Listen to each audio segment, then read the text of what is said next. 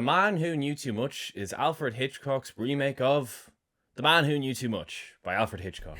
Came out in 1956, stars Jimmy Stewart, and is the debut on the podcast of Doris Day. All this and more on the Golden Hour Film Podcast.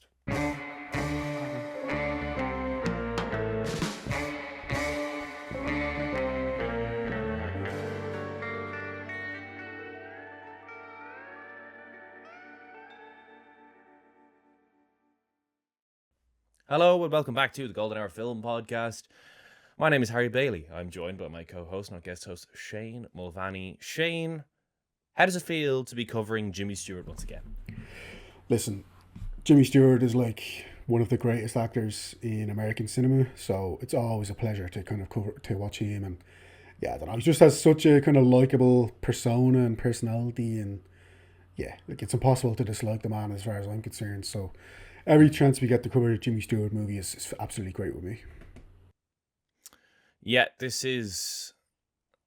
we have, 3 Hitchcock films left after this, and then we've covered the 1950s, which is insane. This is, of course, a remake of his film from the 1930s. So before we get into a spoiler-free review, of course, first, I will ask, if you're watching on YouTube, subscribe to our YouTube channel, leave a comment on the video, leave a like on the video. And if you were listening on any of our audio streaming services, because we're on almost all of them, if not all of them, please leave a 5-star review or whatever the equivalent is on that app. That would be greatly appreciated. But Shane, of course, my first question, we've both also seen it. I have 2 questions for you, actually. Question 1 is, how does this compare to The Man Who Knew Too Much from the 1930s?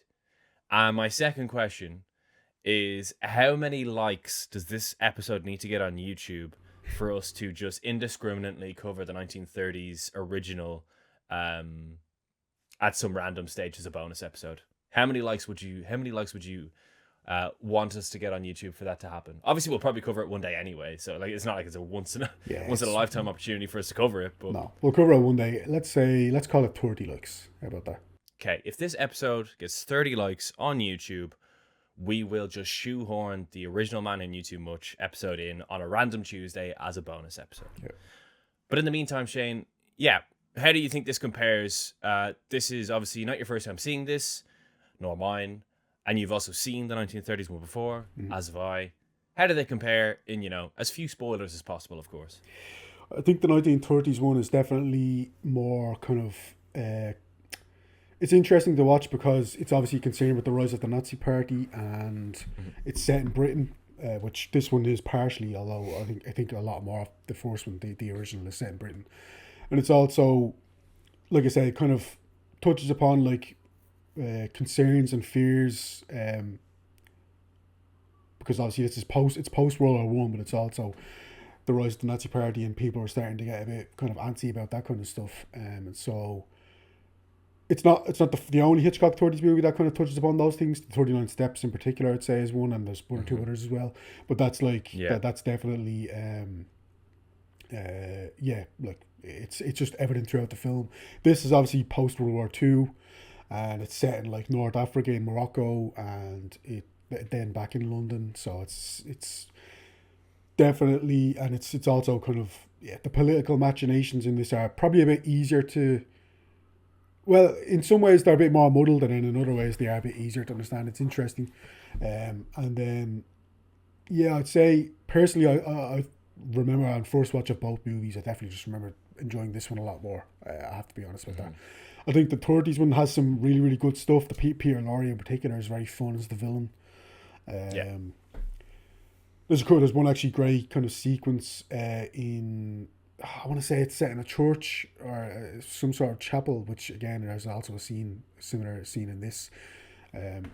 It's the first one's in black and white, obviously, as well. It's the 1930s, and I don't know, I definitely liked it for what it was, but it was one of the kind of lesser 30s Hitchcock movies as far as I'm concerned. Whereas I remember on the first watch with this, I just was hooked straight away. It's got obviously the incredible song, which came from the movie. Steve Gerrard. Yeah, exactly, and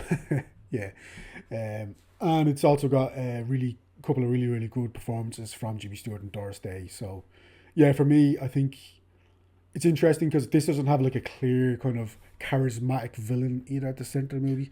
It's I definitely think that was my big thing. Was I think there's a particular reason why the original, the poster is just a massive yeah, blown up picture of Peter Lorre's face, yeah, whereas this obviously has like in the poster, if you notice, it's got Jimmy Stewart, Doris Day, it's got Royal Albert Hall, it's yeah, got people in Marrakesh. Like there's a lot going on in the poster yeah. for this one, whereas the 30s one is just a big old picture of Peter Lorre smoking a cigarette, because I think he is by far the most memorable thing in that film. I agree, and look, he's obviously one of the defining villains of the 30s and 40s in cinema, and just everyone loves Peter Lorre. This I do remember probably on a first watch, as much as I enjoyed this one more than the first. I do remember being like, I wish I had that kind of Peter Lorre performance. But Yeah. actually, on a second watch, I have to say, probably jumping ahead of it here. On a second watch, I think the fact that the villains are probably a bit more nondescript and a bit more maybe their motives aren't exactly clear to pin down, and they're a bit more. Yeah, I don't know. I quite enjoyed what they went for in the second on second viewing in this one. I think it's kind of more unsettling that you don't really know who it is, and then when you do find out who it is, you don't really know why, and especially Mm-hmm. like there's a certain aspect and a certain kind of sartorial choice they make Mm-hmm. with with one of the villains in particular that it's just it definitely worked more for me in the second viewing, and I think the movie in general, to be honest, for me worked more in the second viewing, even though I liked it on the first watch. It's one of the kind of it's nice that last week I could probably said on the second viewing probably wasn't as memorable. On this one, to me, it's even more memorable on a second viewing, I have to say. I now reckon we get into a spoiler-free review. Perfect. And yeah, I reckon this is obviously not my first time watching it either. Funnily enough, second time around, I wasn't as into it. I definitely enjoyed it. I really enjoyed this film. I think Doris Day really stood out to me on this second watch. I, again, not to get into any mad spoilers, I do enjoy the sort of reveal of who the villains are.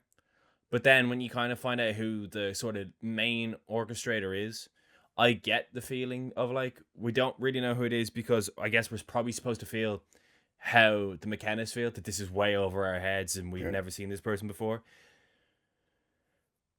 But at the same time, I would have preferred maybe if this person who we'd never seen before was either like a big name actor or had a bit more like one defining scene. Whereas, yeah, we meet this villain and we've never seen him before, and they get a scene, but it's by no means memorable. Like I do feel like the villain kind of just slips away into the background of the film again, and then we're kind of stuck dealing with the kind of henchman who we follow throughout the film. Again, I understand why they made that choice, because I think it is made to feel like it's way above us, but yeah, that's just me. I think the climax is definitely the best part of the film. Everything in Yeah. Royal Albert Hall. I feel like getting there was a bit of a slog at points. I enjoyed some of the Marrakesh stuff, don't get me wrong, but I did feel like part of it was just kind of like, oh, I'm just gonna shoot two Americans in a foreign country experiencing foreign culture, and that's just gonna wear the audience. Yeah. Whereas now with like sort of 2026 vision, I'm kind of like it's Jimmy Stewart's kind of physical comedy works in that restaurant, but there are parts of it where I just didn't. I kind of felt the film kind of slipping away from me. I wasn't as engrossed in it as I was for a first time. That is up until we kind of get to the third act. I think the third act of this film is fantastic. As you mentioned already, Que Sera Sera, great song. Love the fact that apparently Doris Day, who wasn't a huge fan of working with Hitchcock up until she was, uh, also wasn't a huge fan of the song until she was, and then it became the theme song. She didn't like the song, and then it ended up becoming the theme song of the Doris Day show for the entire show, and she sang it in like other movies after this as well, and it kind of became synonymous with her, which is funny. But yeah, the very funny thing that I read online was that I think Doris Day was a bit annoyed with Hitchcock. She felt that like in her scenes in particular, he was far more interested in setting up the cameras and blocking and lighting and everything. And eventually she turned to him one day and was like, I feel like you're not paying any attention to my performance. Like, why are you so fixated on everything else? And he said, if I thought your performance was bad, I would feel the need to direct you, which is such a backhanded compliment. Yeah, true. He's basically saying that she was doing a very good job. But Just say yeah, that. Like. yeah, it's just Hitchcock, like, isn't it?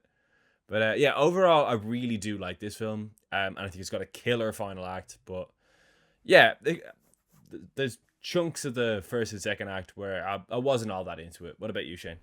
Yeah, no, it's actually interesting. I definitely enjoyed this more on a second viewing. I was kind of into it throughout. I think the Ambrose Chapel stuff that we'll get into. The Ambrose Chapels have all worked for me. Like the kind of, he gets given a name and he gets, obviously events happen and he has to go to this place, Ambrose, or go to try and find this person, Ambrose Chapel, and yeah, we'll get on to all that stuff, I'm sure. But I think there's enough kind of misdirection and, like you said, they're just ordinary people thrown into an extraordinary situation, which is just a Hitchcock special. You could say that about basically every single Hitchcock movie ever made.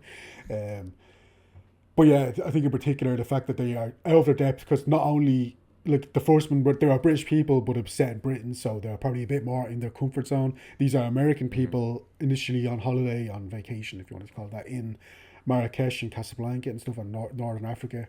And then they have to go to London to figure this. So at no point are they like in a comfortable kind of zone, in a place that they are kind of. She has spent a little bit of time, we should say, Joan McKenna in the past.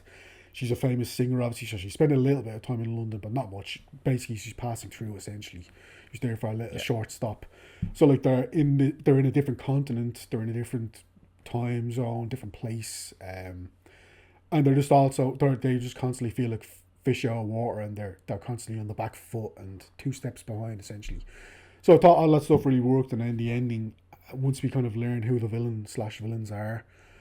I know what you mean about the overall villain, because obviously there are a few villains. Once we kind of learn who the overall villain is, I kind of understand what they were going for, which is that, look, I might as well get into it now. Spoiler free chat is over now, everyone. You know, while I'm on the topic. Cue the music.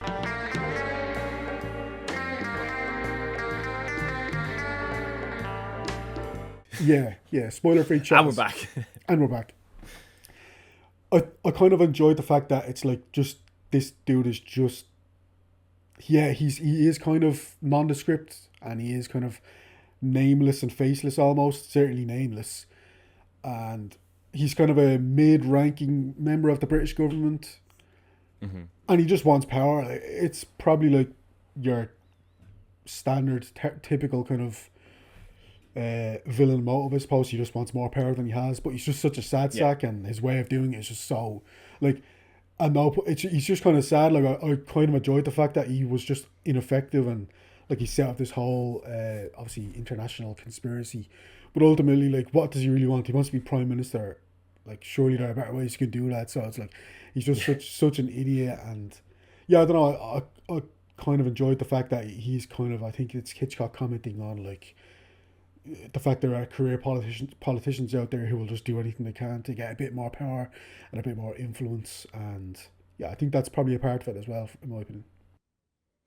Yeah, I just think it would have been a great reveal even if it was left the same way that it was, that this person's only in one scene, that the person orchestrating it just turns out to be, you know, like James Mason or Peter Lorre or someone like that, who just for one scene delivers some like killer dialogue about how they want power or whatever, and then they fade back into the shadows again. That's fair. I just would have much preferred if it was like a really memorable, nondescript, sleazy politician. I know that's an oxymoron, but like, I would have preferred if the sort of evil lurking politician puppeteer was also like a face who you could like recognize that you hadn't seen yet.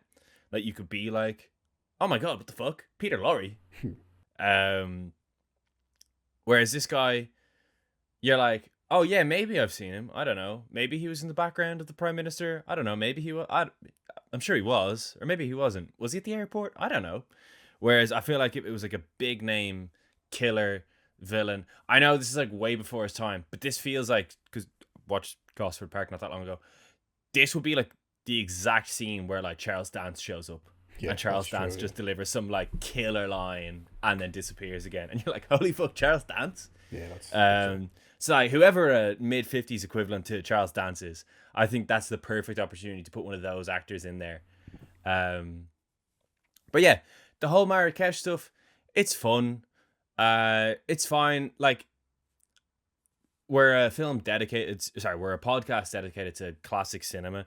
We're not going to go slating films for looking dated with like rear projection and stuff. Yeah. Like, who were they to know that 4K was coming? But that being said, a lot of the sort of marketplace stuff does just feel like Hitchcock's like, oh, I'm just going to show you this stuff and hopefully it entertains you. It's kind of like To Catch a Thief, where we just kind of look at how gorgeous the French Riviera is.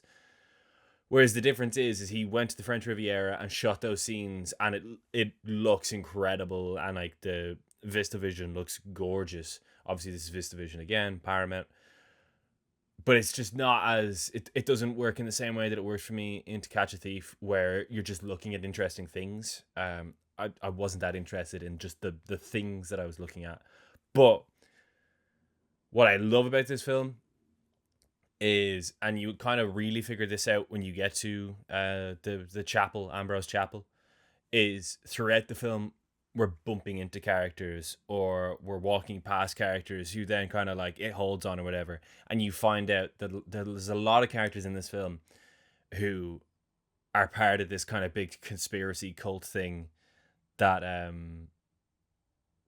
there was a reason. Basically, for a lot of this film, Jo, played by Doris Day, is really on edge, and her husband, Dr. Ben McKenna, played by Jimmy Stewart, is quite dismissive of her, and he's like, no, you're just being pedantic, no, you're just being crazy, you're seeing things, you're hearing things. Whereas on a second watch or whatever, any of these moments where she's like, that's a bit odd, that person who was being a bit odd ends up being one of the people in Ambrose Chapel. So like, she was, for a film called The Man Who Knew Too Much, she is far more in the know than he was.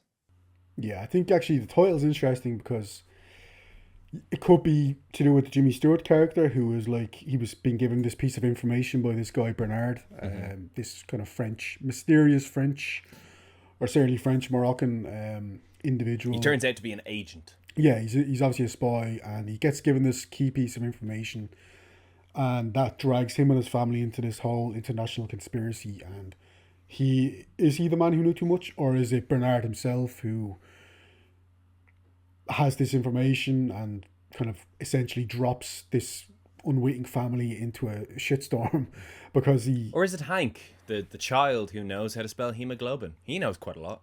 Like, exactly. It's interesting when you think... Yeah, that's he's got a cracker line on the bus. I actually like Hank. Most of us... Hank's good. Yeah. A lot of us who were on the bus didn't land for me. But one line of his is very good, where he meets this Frenchman and he goes, "We've so many snails in our back garden, we didn't even think to use a Frenchman to get rid of them," which is just, great. That's really good. It's good, stupid humor. I enjoyed it. Yeah. There's a few little nuggets. I do like Hank. Obviously, we've talked before about how child performances can be a bit hit or miss. To me, this is more hit than miss. Often miss. For sure. I quite enjoyed little Hank in this. Yeah, he's not kind of forced down your throat as a... Because, like, he gets kidnapped, so it's great. No, but he does get kidnapped, and he's kind of missing for a lot of the film, which kind of lends itself. That's it, I feel like a lot of child performances, the issue with them is they're kind of forced down the audience's throat, and they're like, oh, look at how cute this kid is for 90 minutes. Yeah. Whereas in the case of Hank, it's like, no, we'll give Hank some good lines, he'll get kidnapped, and then you can see him again at the end. And that works. Yeah, essentially, and obviously we might as well get into the kind of main narrative, I think. Yeah, of course. Shane, what on earth is this film all about? So this is about Ben and Joe McKenna and obviously Hank McKenna, who go on holiday to Morocco, to Marrakesh, and they witness a murder in Morocco. This guy is stabbed to death. This guy who they kind of have a casual acquaintance. He becomes a casual acquaintance on the bus. Mm-hmm. But it's clear he kind of... I think Joe in particular is a bit suspicious of this dude. He just constantly asking questions about she notes he refuses to answer any Yeah. questions, but he always answers a question with another question. Yeah, like every time she asks about him and his personal life, he'll kind of bat it away gently. But he's constant. He basically learns everything he needs to know about this couple in like 5 minutes, where they live, what their occupations are. It's like so much information. And Ben, unwitting Ben, is just he's a doctor. He's just happy to kind of go along with that. And he's like, we made a friend, I guess. So they kind of make dinner plans that evening, and as Bernard, the guy is Mr. Bernard, as Bernard goes to their kind of hotel room, they kind of hang out for a couple of minutes before they're going to go down to dinner. But then they get a knock at the door, and there's this interesting looking figure who kind of scans the room, and he kind of makes a couple of like excuses, shall we say, and then he goes off, and then you can see that this kind of intrigues or spooks Bernard, and Bernard goes and makes a call on the phone. He's like, I'm sorry, I can't join you for dinner. I have another engagement. So they kind of don't really think much of it, but then when they're at dinner that night, they befriend an English couple.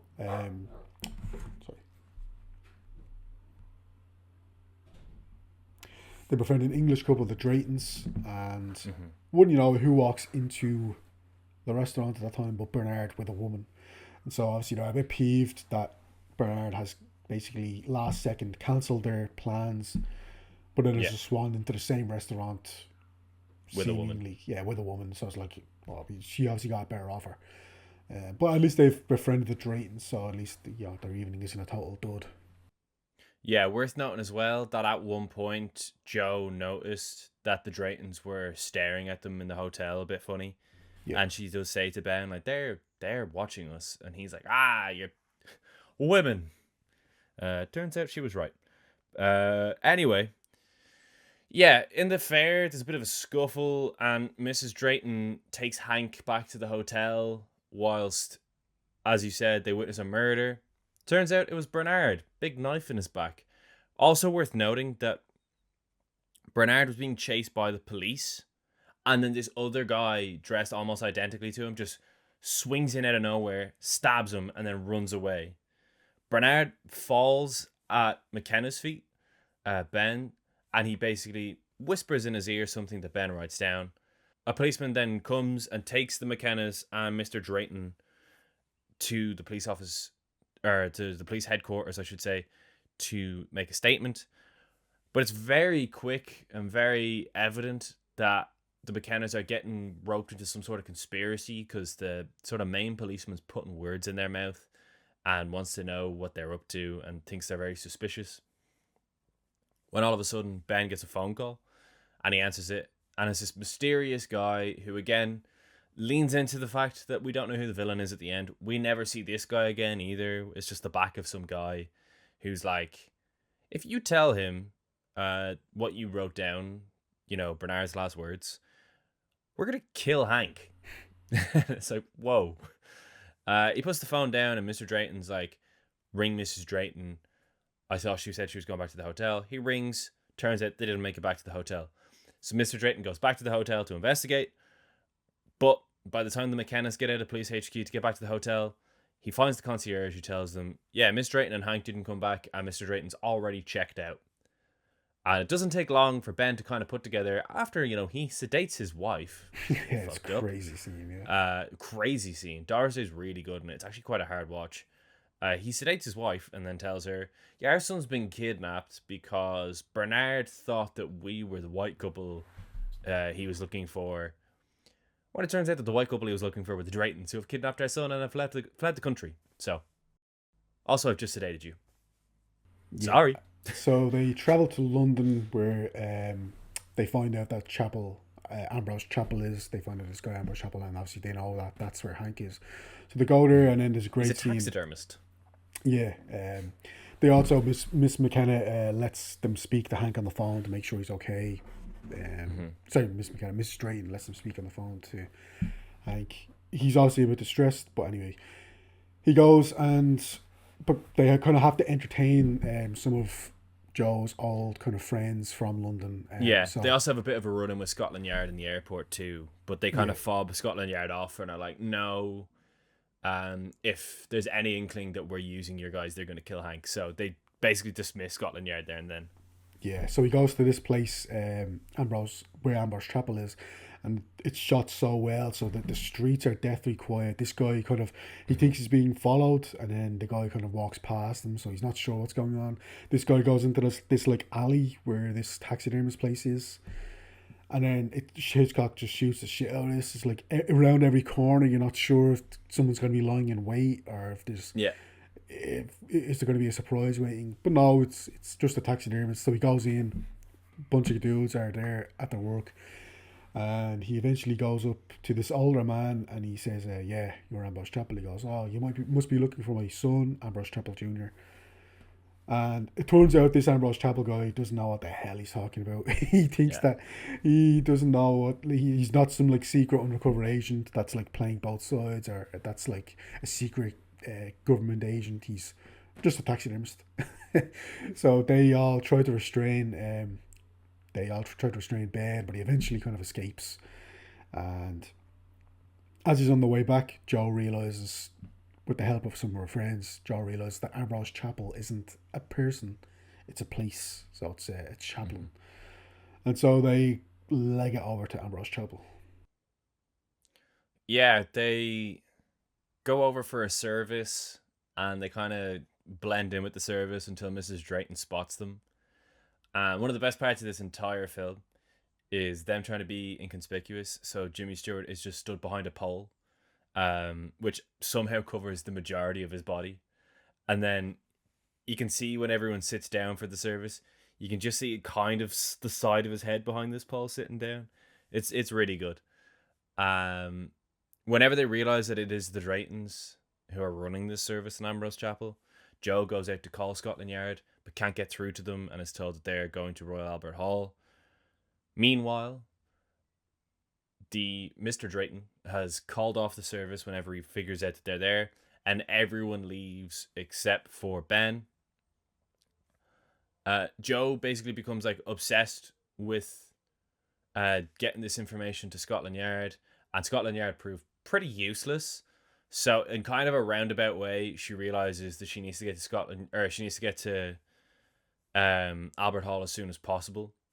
And one thing worth noting is we've already figured out through a scene with all the villains in the one room that they plan on committing an assassination at Albert Hall with this assassin who was a guy who we saw earlier in Marrakesh, who's almost definitely the guy who killed Bernard. As a matter of fact, I think he is the guy who killed Bernard. Yeah, he is. And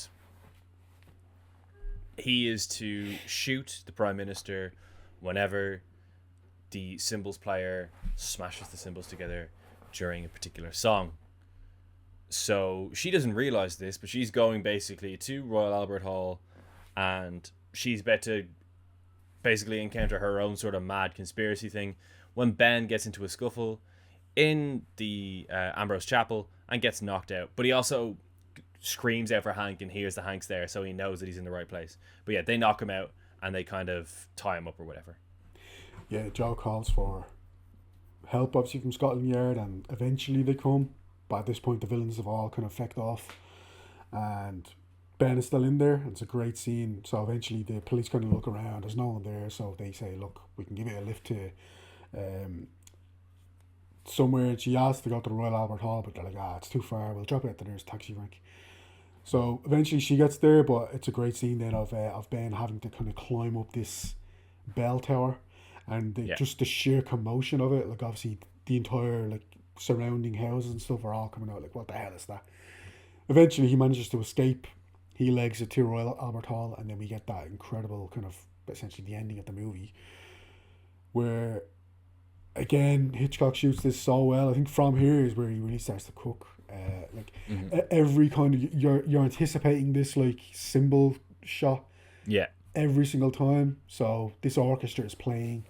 Obviously, Joe and Ben get there, and they're kind of on the lookout for this couple, the Draytons, and for Hank, and for they know something bad's about to go down. They just don't know when. And just this orchestra starts to play, and they're hurry looking around, and then essentially Joe, just in the nick of time, manages to kind of see this gun appear from from kind of just past the curtain, and she kind of spots that something bad's about to go down. The Prime Minister's about to be shot, and she kind of shrieks out.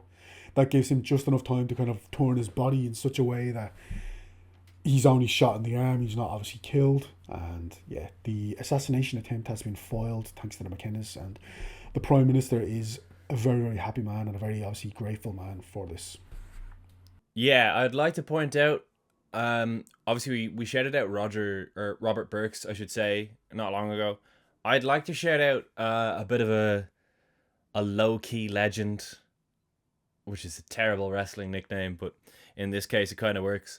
And that's George Tomasini, because I think that whole Royal Albert Hall scene is directed really well, but I think it's edited incredibly. I think the editing is out of this world. And I just want to read some of the films, even just some of the films that we've covered on the podcast and will cover on the podcast, that were edited by George Tomasini. So Shane, a moment here for George Tomasini, who edited Stalag 17. Nice. Rear Window. Yeah. To Catch a Thief. Yeah. The Man Who Knew Too Much. Yeah. The Wrong Man. Very good. Vertigo. Yeah. North by Northwest. Excellent. Psycho. Yeah. Cape Fear. The Misfits, which is that brilliant film with Marilyn Monroe, Clark Gable, and Robert Montgomery. No, what's his? I Confess. Oh, Montgomery Clift. Montgomery Clift. I always got to call him Robert Montgomery. And Montgomery Clift. That's a really good John Huston film, The Misfits. And Marnie.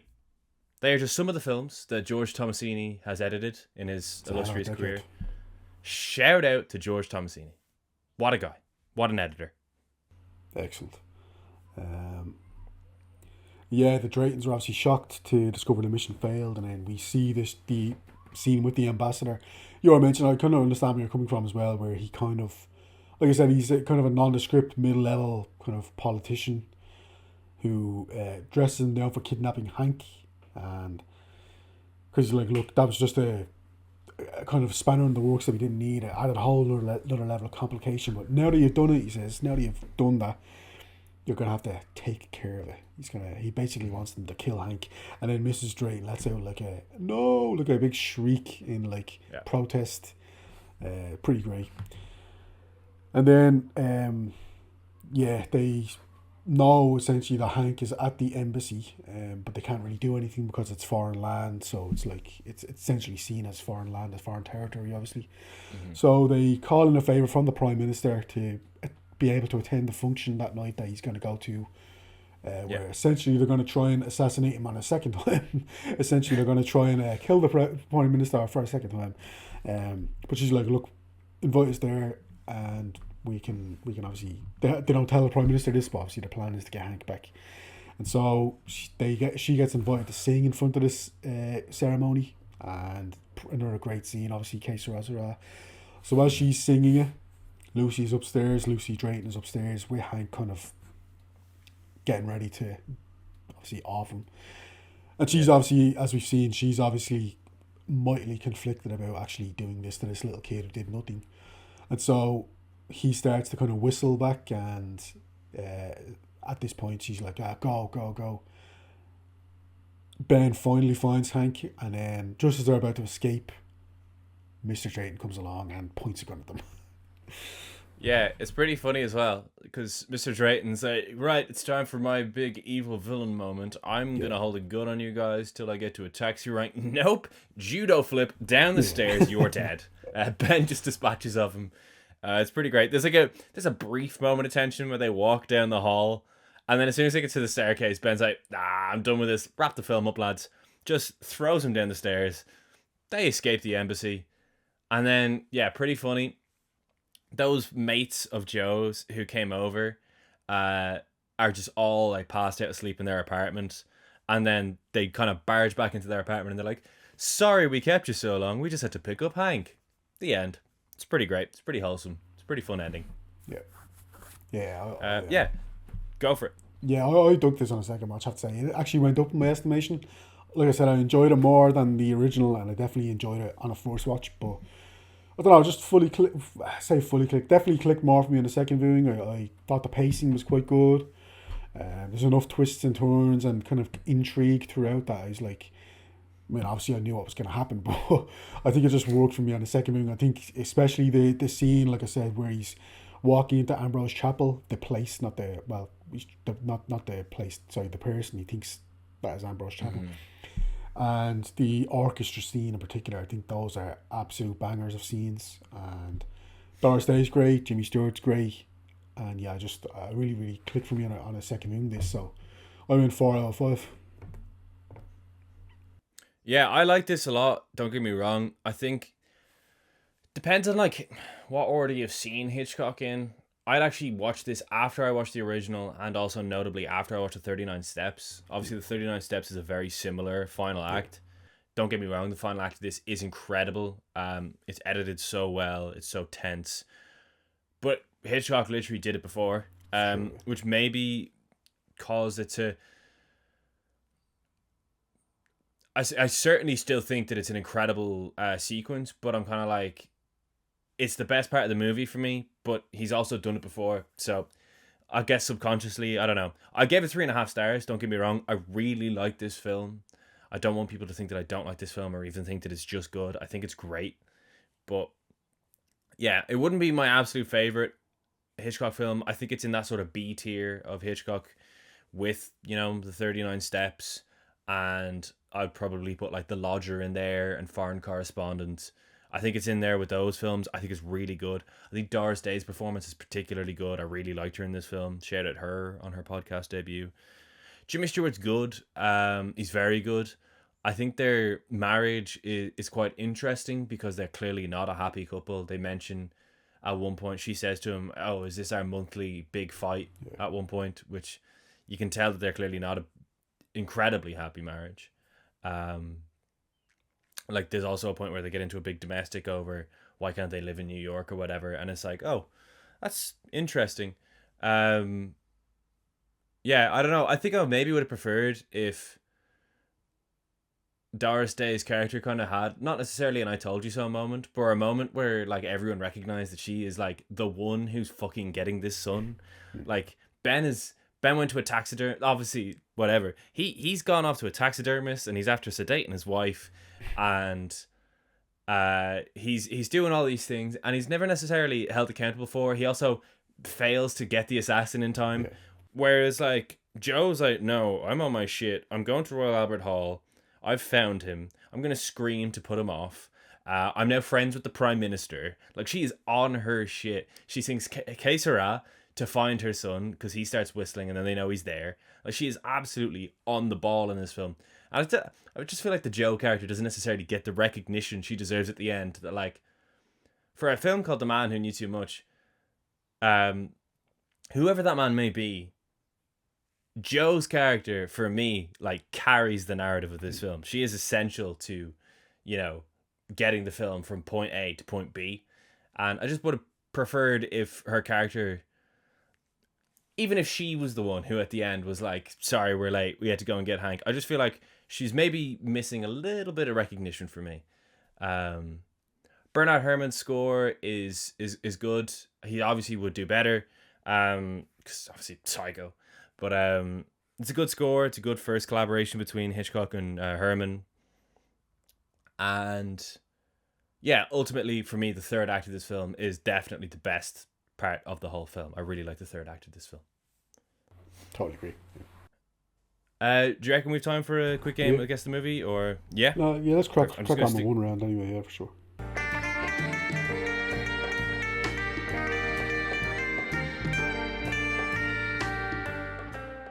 Right, lads and ladies, it is time for Guess the Movie. For those of you who don't know, this is the segment of the podcast where we have 7 questions, 7 yes or no questions each to try and figure out what movie the other person just held up to the camera.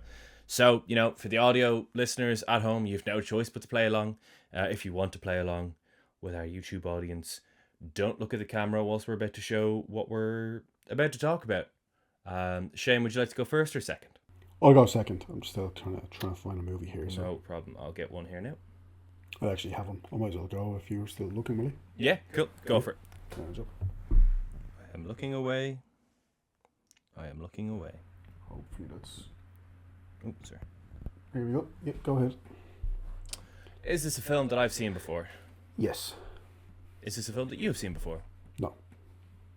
Interesting. Is this from the 50s or 60s? No. Is this from the 20s or 30s? No. Okay. It's a 40s film that I've seen that you haven't. All right. Obvious first question. Is this a film noir?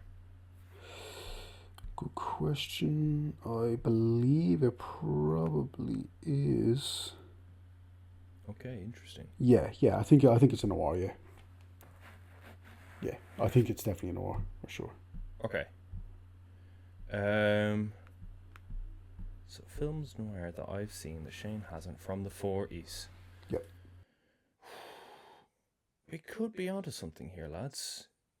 Did this film come out in 1945 or later? No. One more question. Okay. Yeah. So it's 44 or prior. So, we're dealing with possibly Gaslight, which I don't think you've seen, have you? No. Okay, so it could be Gaslight.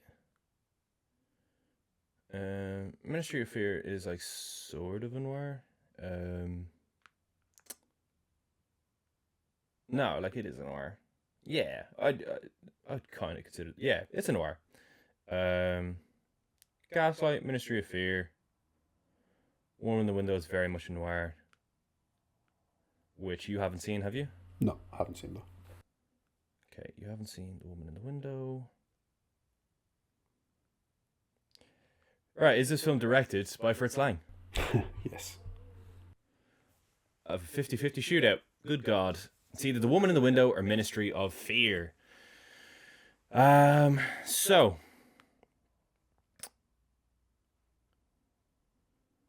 Is it the Ray Milland starring Ministry of Fear? Or is it the Edward G. Robinson starring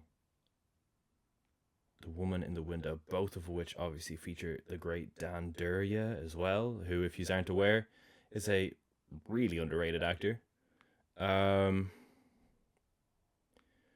Fritz Lang, it's a 50-50. Therefore, God, I hate these 50-50s. I'm going to go with, is this Ministry of Fear? Correct. Yes! And it probably won't last particularly long, but for the first time in, I don't know how many months, I have taken the lead. It is 10-9 to me. We didn't think this was possible a while ago. After the time Shane beat me 3-0, I thought this was never going to happen. Right, I do know what I am going to pick, but I just need to get it up here. Also, for anyone at home, is Que Sera stuck in your head? Because it's stuck in mine right now. Right, I have it here. Look away at home if you don't want to know what it is. Yeah, done. Is this a movie I've seen before? Yes. Is this a movie you've seen before? No. Is this a movie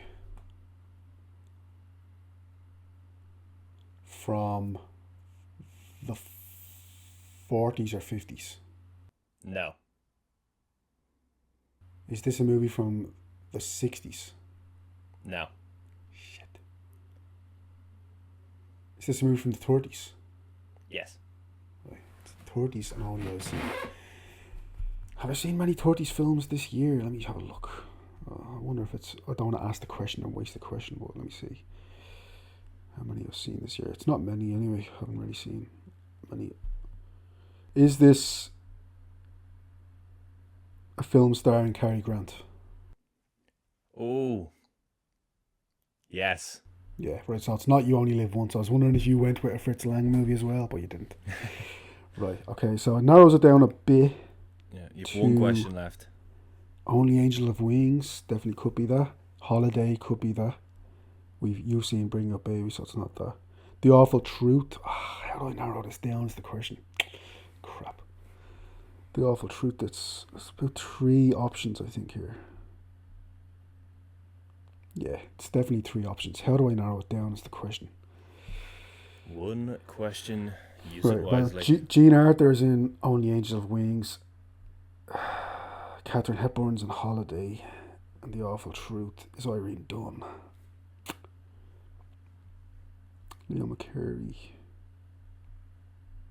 George Cukor or Howard Hawks. Crap. How do I narrow this down? Right, what years did he come out? 1939, 1938, and 1937. God, I can't even ask that question. Even if I narrow him down here, it's still a 50-50 shot. God damn. Yeah. I don't think it's going to be The Awful Truth. I don't know why, I just don't really think it will. I could be wrong. But I don't think it's going to Interested be to see what your 50-50 question's going to be, because they are all, there's very little to separate them.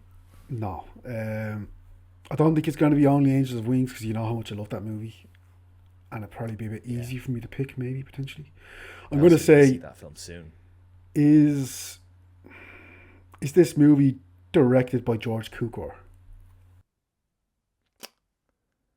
It's not. Ah, crap. Oh, Shane, there was so many. In my head, I was like, there's a clear, and I'll tell you after, of course, but there was a clear question that would have, split things in a... I guess I'll tell you after. I don't think any of them. Well, one of them's a rom-com. There's, I don't know, like. You just gotta guess. I just don't think it's going to be Only Angels of Wings. You know how much I love that movie, and it's probably a bit too easy. So, from that reason, I'm going to go, is this movie The Awful Truth? Shane. It is. Yes! Gets in.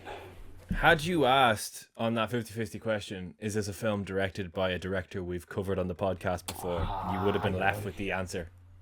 You're right, yeah, that's true. Yeah, you would have been left with the answer. We haven't done a Leo McCarey movie. Nah, we've never done a Leo McCarey film before. At least I got it anyway. The hard way, but I got it. So that leaves it 10-all in Guess the Movie.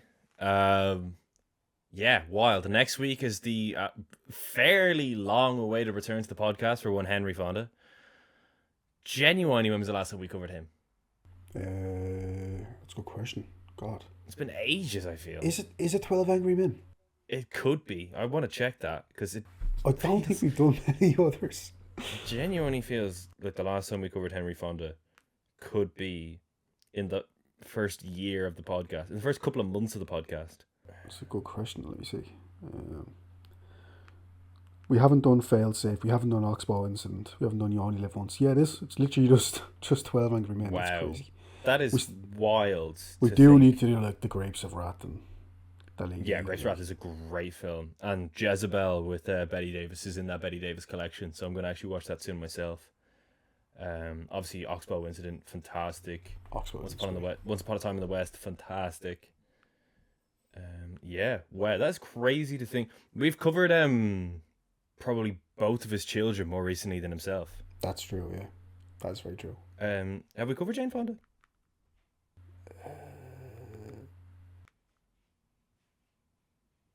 Have we done Peter Fonda? I don't think we've done Peter Fonda, have we? We have, yeah. He was in... Have we? Oh, no. We actually... In We're just my talking head, about we had movies done like Easy that, Rider. yeah. In my head, we had done Easy Rider, but that's Midnight Cowboy that I'm thinking of. Yeah. Yeah. Don't know why I said that. We've actually covered neither of his children before. In fairness, I And think yet they only started breaking out in like the late 60s probably, so. Yeah, they were definitely like new era of Hollywood. Yeah. That being said, Jane Fonda does play Barbarella in '68, which I think that would be a fun sci-fi episode. Anyway, that was the Golden Hour Film Podcast episode where we covered Alfred Hitchcock's remake of The Man Who Knew Too Much. Next week, as we just mentioned, is of course The Wrong Man. And then we are left with Vertigo and North by Northwest. And then it'll be time for us to cover the films that progressed into the knockout stages of the Classic Film World Cup. But in the meantime, I have been Harry Bailey. I've been Shane Lorre. And we'll see you all next week for the wrong man. Goodbye.